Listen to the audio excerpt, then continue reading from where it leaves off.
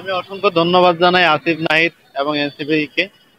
একটু বিনয়ের সাথে তাদেরকে বলতে চাই, আপনাদের উপদেষ্টা, প্রধান উপদেষ্টা ডক্টর মোহাম্মদ ইউনূস সাহেব বলেছিলেন যে ওনাকে এবং ওনাদের এই সরকারটাকে অ্যাপয়েন্ট করেছে ছাত্ররা, তার মানে এনসিপি।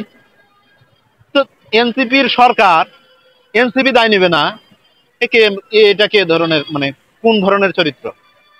আপনার সন্তান যদি অপকর্ম করে তাহলে দায় কার? আপনার বাবা হিসেবে আপনার দায়, কারণ এনসিপি এই সরকারের বাপ। বাপ সাইজা বৈশা তারা লোপাট যা করা সব করছে। হান্নান মাসুদকে পুট মাসুদ কেন বলা হয়? হাঙ্গা মাসুদ কেন বলা হয়? এ পুটে একদম খালি করে ফেলছে।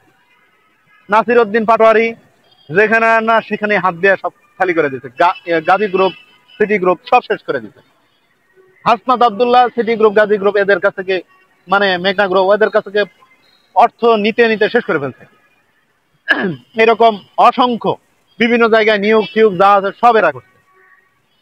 64 জেলার ডিসি নিয়োগ, সেখানে দুর্নীতি হইলো। আসিফ নজরুল সাহেব উনি কিছু জানে না, উনি কিছু জানে না। ওনারা তদন্ত কমিশনের প্রদান করা হইলো যে জনপ্রশাসনের যে দুর্নীতি হয়েছে সেই বিষয়ে তদন্ত করেন।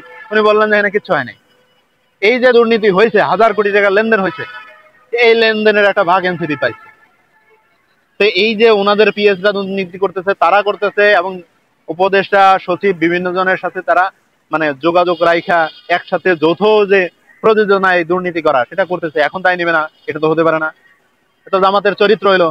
জামাত বিএনপির সাথে ক্ষমতায় আছিল, তারা দুর্নীতি করে নেয়, অথচ ওই সময় বিএনপি দুর্নীতিতে চ্যাম্পিয়ন হয়েছিল।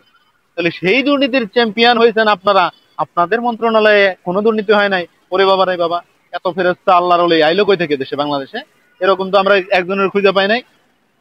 ঘটনা কি? এতই যদি ভালো মানুষ জামাত হইতো, তাই বসুন্ধরা গ্রুপে গিয়া তাহলে বলতো না, যা ব্যবসা আপনারা করেন আমরা আছি আপনাদের সাথে, টাকা পয়সা যা আছে দিয়েন, ওটা পরের কথা, ওটা গোপনে বলছে। এই যে তাদের সিস্টেম, এই যে প্রক্রিয়া, এই প্রক্রিয়ার মধ্য দিয়ে তারা আওয়ামী লীগের পুনর্বাসন করার চেষ্টা করেছে।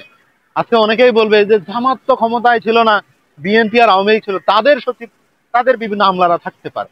এটা ভালো কথা, তাদের সচিব আমলারা থাকছে, কিন্তু আওয়ামী লীগের সচিব আমলারা গেছে কোথায়? তাদেরকে ওই জামাতে একইভাবে বলছে যে বসুন্ধরা গ্রুপ শেখ হাসিনার টিকায় রাখতে চাইছে অর্থ দিয়া, সেই বসুন্ধরা গ্রুপকে তারা টিকায় রাখতে চাইছে, তাই বসুন্ধরা গ্রুপও তাদেরকে টাকা দিয়ে টিকায় রাখছে। এইভাবেই সিস্টেমটা চলছে। তাই যত আওয়ামী লীগের সচিব আমলারা ছিল, রদ বদল হয়েছে, এই জায়গা থেকে সেই জায়গায়, সেই জায়গা থেকে এই জায়গা, এরকম জায়গা পরিবর্তন হয়েছে, কিন্তু ব্যক্তি তারা ঠিকই আছে।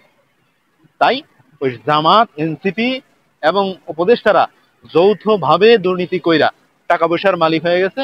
এখন কেউ সেফ এক্সিট চায়, কেউ বিদেশে পালায় যাইতে চায়, কেউ আরেকজনের বলে পাসপোর্ট জব্দ করতে হবে, তার পাসপোর্টটাও দিয়া শুরু করা উচিত, কারণ সেও উপদেষ্টা ছিল।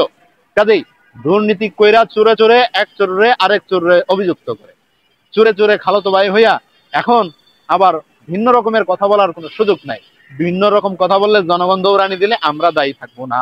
ধন্যবাদ।